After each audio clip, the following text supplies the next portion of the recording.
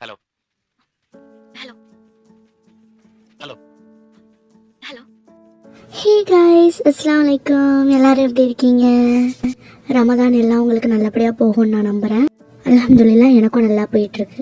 சஹருக்கு கொண்டைக்கல்ல ஊற வைக்க மறந்துட்டேங்கிறதுனால 7 மணிக்கு எந்திரிச்சு ஊற வச்சேன். நல்லாவே வெளிச்சமாயிடுச்சு. பட் ரொம்ப அமைதியாக இருந்துச்சு வெளில. மறுபடியும் கொஞ்ச நேரம் என் பொண்ணு கூட படுத்து தூங்கிட்டு ஒரு 10 மணிக்கு எந்திரிச்சேன்.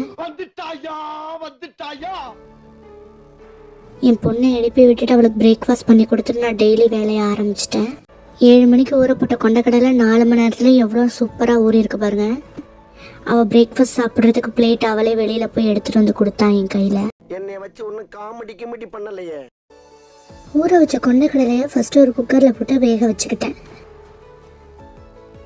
எப்போவுமே நெக்ஸ்ட் டே சகருக்கு செய்கிற சாப்பாடை நான் ப்ரீவியஸ் டே மார்னிங்கே செஞ்சு வச்சுருவேன். அப்போ தான் நோம்பு திறந்து கொஞ்சம் நம்ம ஃப்ரீயாக இருக்க முடியும் இல்லையா. வீட்டில் சுரைக்காய் இருந்துச்சு. ஸோ அதை பருப்பு போட்டு செய்யலான்ட்டு சுரைக்காய் வெட்டிக்கிட்டு இருக்கேன். எங்கள் டேடி எனக்கு கால் பண்ணி நான் கீழே நிற்கிறேன், வந்து டோர் ஓப்பன் பண்ணுங்கன்னு சொன்னாங்க. என் பொண்ணு எவ்வளோ வேகமாக ஓடுறா பாருங்க. கிளைமேட் ரொம்பவே சில்லுன்னு இருந்துச்சு. ஏன்னு தெரியல, திடீர்னு இப்படி ஒரு வெதர். என் டேடி கிளம்புனதும் என் பொண்ணு எவ்வளோ சோகமாக நடந்து போறா பாருங்க. பாவமாக இருந்துச்சு பார்க்கவே. நம்ம வாழ்க்கை எதை நோக்கி பயணமா போய்கிட்டு இருக்குன்னே தெரியலையே. வெட்டி வச்ச சுரைக்காவெல்லாம் போட்டு பருப்பு போட்டு செஞ்சுட்டேன். இதெல்லாம் செஞ்சு முடிக்கிறதுக்குள்ளேயே லோகர் டைம் ஆயிடுச்சு. ஸோ ப்ரேயர் தான் மெயின் ப்ரையாரிட்டி நமக்கு. ஸோ அதை போய் ஃபஸ்ட்டு முடிச்சிட்டேன். எப்போ நான் தொழுதாலும் என் பொண்ணு முசலால எனக்கு முன்னாடி வந்து உட்காந்துப்பா. என்னால் ஃப்ரீயாக ஒரு நாள் கூட தொழுவவே முடியாது. அதுவாக கேட்க சொன்னதை எவ்வளோ அழகாக அவள் கேட்குறா பாருங்க. துவா கேட்டு முடிச்சுட்டு சுஜூது போகிற மாதிரி அவள் எல்லாமே என்னை பார்த்து அவள் வந்து கற்றுக்கிட்டான். குழந்தைங்க எது பண்ணாலும் க்யூட் தான் இல்லை. ஸோ ப்ரேயர்லாம் முடிச்சுட்டு நோம்பு கஞ்சி காய்ச்ச வந்துட்டேன். நான் ஏற்கனவே உங்கள்கிட்ட சொன்ன மாதிரி 2 டேஸ்க்கு ஒன்ஸ் நான் கஞ்சி காய்ச்சுவேன்.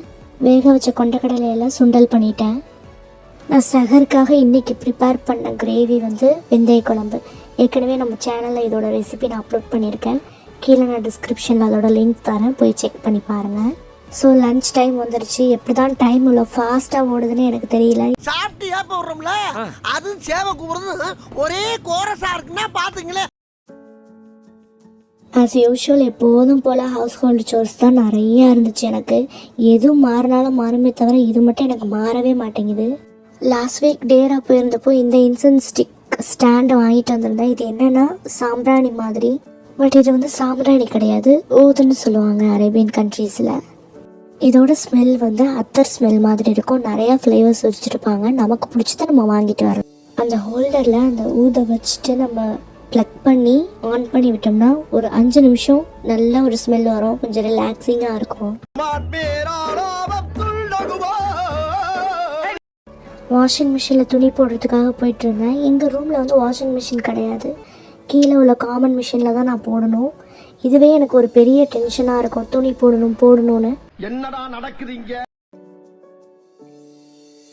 இஃப்தாருக்கு ரொம்பவே டிஃப்ரெண்ட்டான ஒரு ஜூஸ் ட்ரை பண்ணிட்டு இருந்தேன். அதோட ரெசிபி உங்களுக்கு சீக்கிரமே அப்லோட் ஆகும்.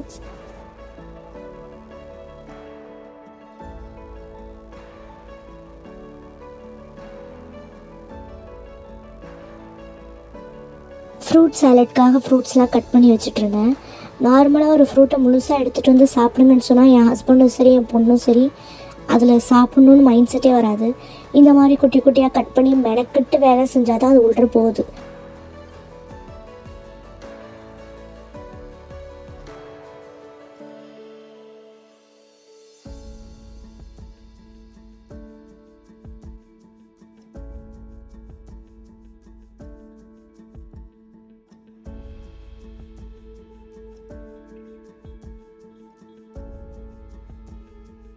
இது எல்லாம் தான் இன்றைக்கி எங்கள் வீட்டில் இஃப்தார் டிஷ்ஷஸ்.